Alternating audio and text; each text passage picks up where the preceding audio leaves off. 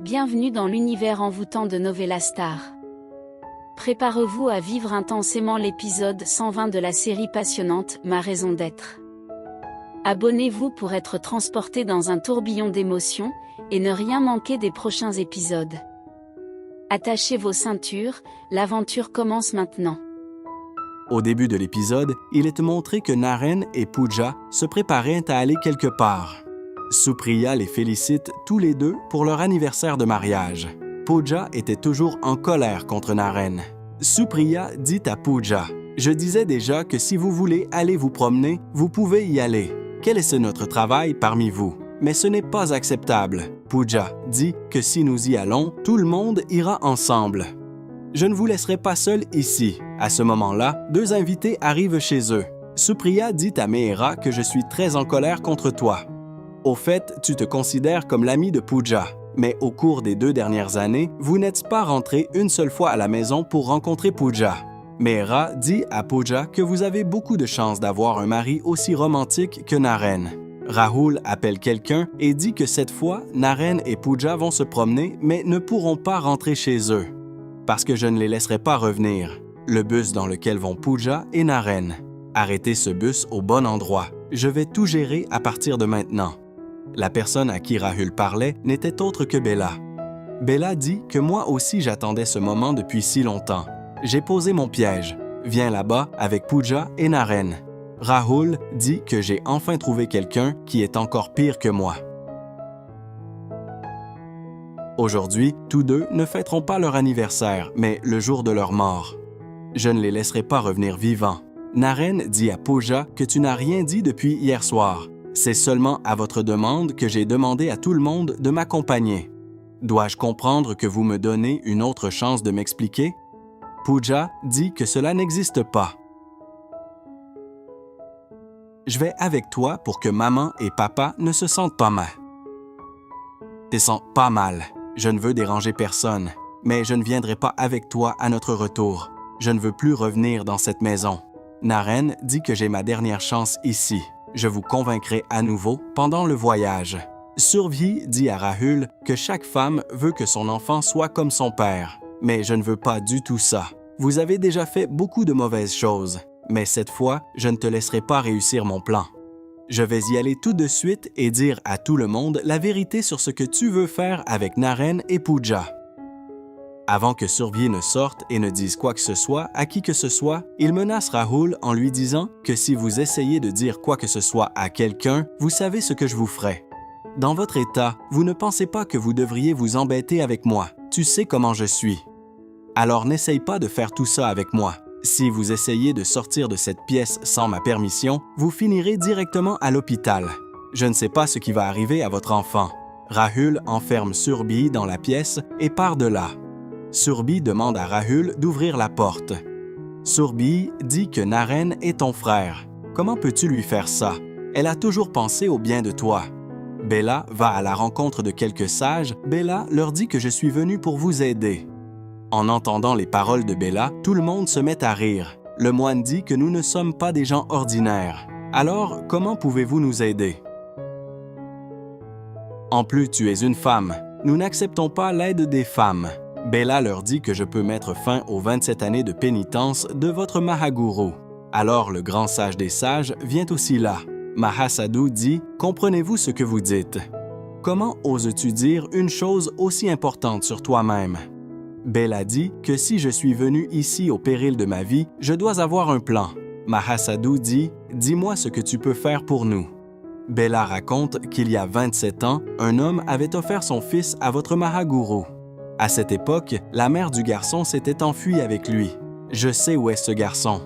Ce garçon vit confortablement sa vie dans une maison riche et en plus, il s'est également marié et est très heureux dans sa vie. Mahasadhu dit que le garçon ne pourra jamais commencer sa vie de famille parce que son père nous l'avait offert. C'est un gros péché. Bella dit que cela signifie que le garçon devrait être puni pour ses actes. Sadhu dit que ce garçon sera puni et que je lui infligerai cette punition. Bella dit à Praveen que je te déteste. Vous n'avez même pas laissé refroidir le bûcher funéraire de ma mère et vous m'avez emmené loin de là. Le moment est venu de me venger. Tout le monde se prépare dans le bus et part en voyage. Supriya demande à Naren pourquoi Pooja n'est pas encore venue. Quand Rahul conduit le bus, Pooja vient également. Naren donne la main et aide Pooja à monter dans le bus.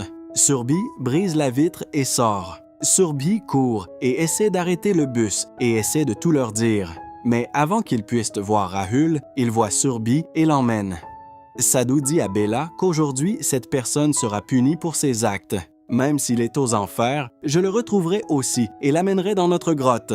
Hardik dit à Naren que je n'ai jamais vu autant de cadeaux de toute ma vie que vous en avez gardé dans le bus pour la puja aujourd'hui. Surbhi tombe en courant. Rahul appelle Bella et lui dit que nous allons atteindre l'endroit que vous nous avez indiqué dans une demi-heure. Vous devriez être prêts pour d'autres projets. Bella est sur la route pour faire avancer son plan avec les moines. Dès que Rahul voit Bella, il arrête délibérément le bus. Rahul dit que des sadhus se tiennent devant le bus. Il ne nous permet pas d'avancer. Supriya dit que ces sadhus sont très dangereux. Ils n'ont ni bonne amitié ni inimitié. Si ces gens disent quelque chose de mal, cela devient également vrai. Harish dit que ces gens sont de grands dramaturges. Je sais très bien. Vous avancez simplement. Supriya dit que nous ne devrions pas faire ça. Vous allez demander ce que veulent les gens. À ce moment-là, ce moine entre dans le bus et s'assoit sur le siège. Il regardait vers Sadhu, Naren et Pooja. Le sadhu se couvre le nez et commence à ouvrir une bouteille pour que tout le monde perde connaissance. Mais avant cela, Pooja voit le sadhu. Pooja demande à Sadhu ce qu'il y a dans la bouteille que tu as à la main. Le sage raconte que l'arti pratiqué le jour de Durgashtami est très bon pour le mariage. Supriya dit que nous voulons aussi aller à Arti avec vous. Le moine regarde Pooja et dit que cette fille ne quitte pas son mari. Je devrais d'abord le prendre en otage. Rahul arrête le bus près du temple. Tout le monde entre dans le temple. Naren voit qu'il y avait un magasin de pain à l'extérieur du temple, voyant qu'il commence à se souvenir de Bella. Le sadhu suit également Naren dans le temple. Pooja dit que si tu ne m'avais pas trompé, tout cela ne se serait pas produit entre nous aujourd'hui. Je ne veux pas te parler. Je fais tout cela uniquement pour notre famille afin qu'ils ne se sentent pas mal. Naren essaie de convaincre Pooja, mais Pooja ne lui parle pas. Le moine ne pénètre pas dans le temple. Bella vient rencontrer Sadhu. Bella demande au sadhu d'entrer dans le temple. Dès que le moine pose le pied sur les escaliers du temple, il reçoit une forte décharge électrique. Le moine dit que nous ne pouvons pas aller au temple. Notre environnement n'est pas possible dans le temple de la déesse. Sadhu donne un paquet à Bella et lui demande de le donner à ces personnes. Tout le monde va s'évanouir à cause de cela. Bella entre à l'intérieur avec le paquet.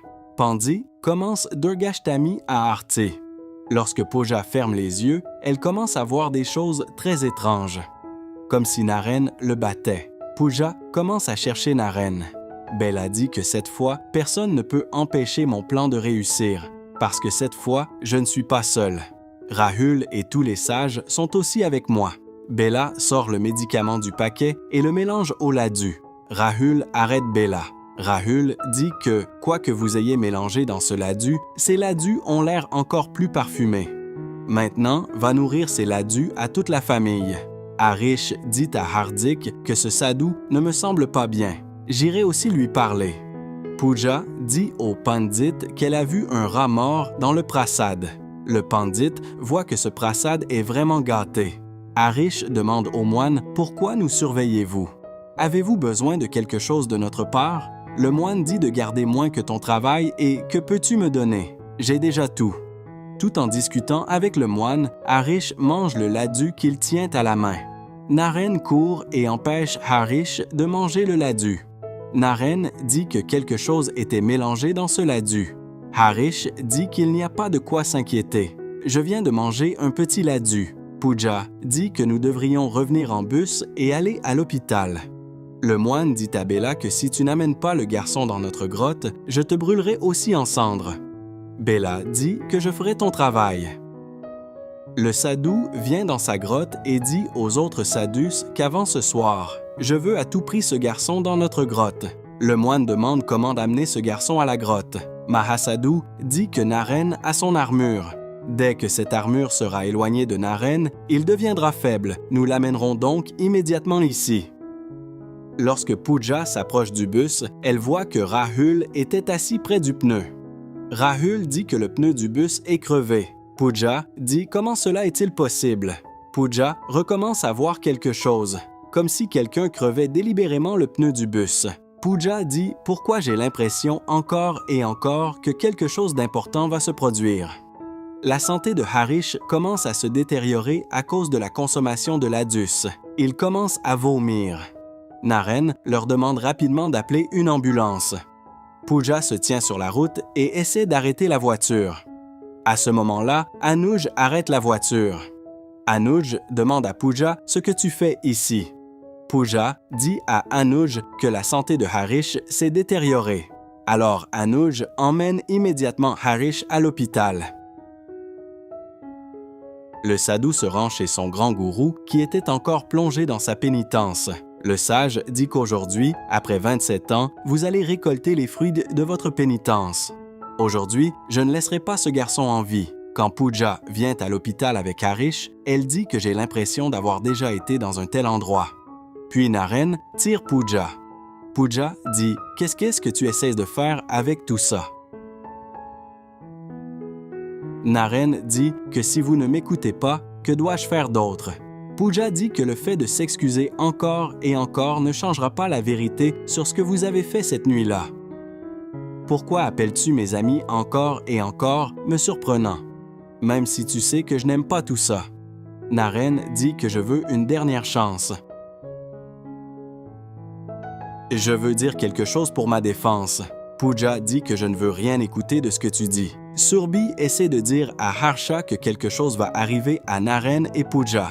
C'est à ce moment-là que grand-père arrive. Dada dit que Rahul veut te parler. Rahul dit à Surbhi « Combien de fois je t'ai dit de ne pas essayer de me déranger? Mais on ne comprend pas les choses d'un coup. Si vous essayez de détruire mon avion, je ne vous laisserai pas en vie, ni vous, ni votre enfant. » Certaines personnes s'approchent de Pooja qui avait des masques sur le visage. Pooja lui demande « Qui êtes-vous les gars? » C'est à ce moment-là que Satish arrive. Pooja voit que tous ces gens étaient des membres de sa famille, venus la surprendre. Le moine les observait tous. Rahul va voir le moine et lui dit que la dernière fois, tu as raté la cible. Mais cette fois, je ne veux pas de désordre. Bella va à la rencontre des sages. Bella dit que maintenant, vous devriez commencer la méthode. Bola dit qu'aujourd'hui, en attachant Naren à cet endroit, il sera traité d'une manière dont il se souviendra également lors de ses 7 prochaines naissances. Aujourd'hui, je vais lui arracher le cœur. Lorsque Pooja entre dans l'hôtel, elle recommence à voir quelque chose. Pooja ne comprend pas ce qui lui arrive. D'un autre côté, les sadhus commencent leur rituel. Le sage attrape Rahul et l'emmène dans sa grotte.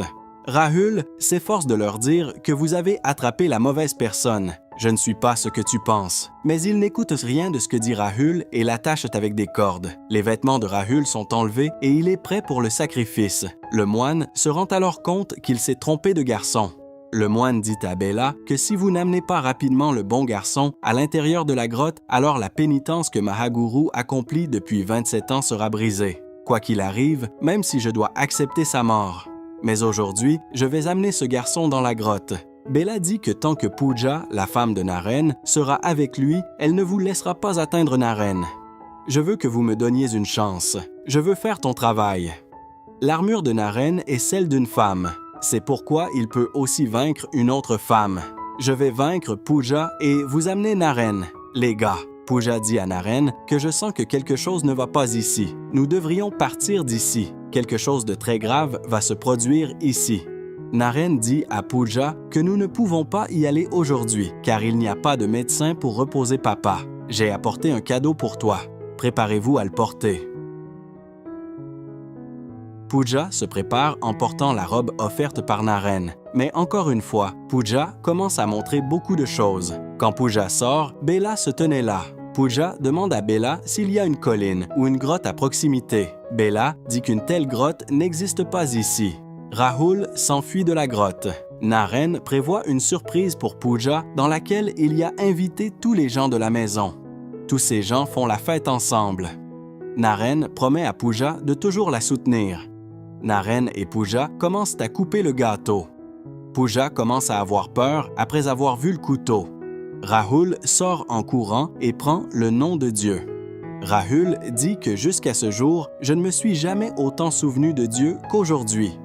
C'est bien que ma vie ait été sauvée, sinon je pensais qu'aujourd'hui j'allais finir dans cette grotte. J'ai entendu dire que seule la femme peut nous sauver de telles personnes, mais Surbhi n'est pas avec moi. Que dois-je faire maintenant? Alors que Rahul était assis, le chien derrière lui tombe. Le sage commencerait son rituel. Les sadhus ont mis des photos de tous les membres de la famille de Naren et ont commencé à réciter des mantras dessus. Dès que le sage récite le mantra sur la photo d'Anuj, Anuj devient sous son contrôle.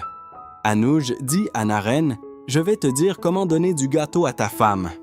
En disant cela, Anuj enfouit le visage de Rachel dans le gâteau. Tout le monde est surpris de voir Anuj faire une telle chose. Sadhu prend également Satish sous son contrôle. Satish dit à Kusam que je vous dis des bêtises depuis 27 ans, mais cela n'arrivera pas maintenant. Aujourd'hui, je ne te laisserai pas en vie. Dès que ces gens commencent à réciter des mantras sur les membres de la famille de Pooja, ils commencent tous à tomber sous le contrôle du sage et commencer à vous battre entre eux. Hardik dit à Nilima que j'ai envie de te tuer. Je pense que j'aurais dû le faire il y a de nombreuses années, mais tant pis, il n'est pas encore trop tard. Harish s'en prend à Supriya. Harish commence à frapper Supriya. Supriya appelle Naren. Supriya dit de venir vite dans ma chambre. Je ne sais pas ce qui est arrivé à ton père. Il veut me tuer. Naren dit à Pooja de prendre les commandes ici. Je vais chez maman. Alors que Naren se rend dans la chambre de Supriya, il y trouve Bella, qui lui faisait du paan. Bella emmène Naren dans la pièce après l'avoir piégé dans ses paroles, mais Naren lance le paan. Naren dit que maintenant, j'ai compris que quoi que vous fassiez n'est pas bien. Je ne te laisserai plus s'interposer entre moi et Pooja. Le grand gourou des sadhus se lève également et exige le sacrifice de Naren.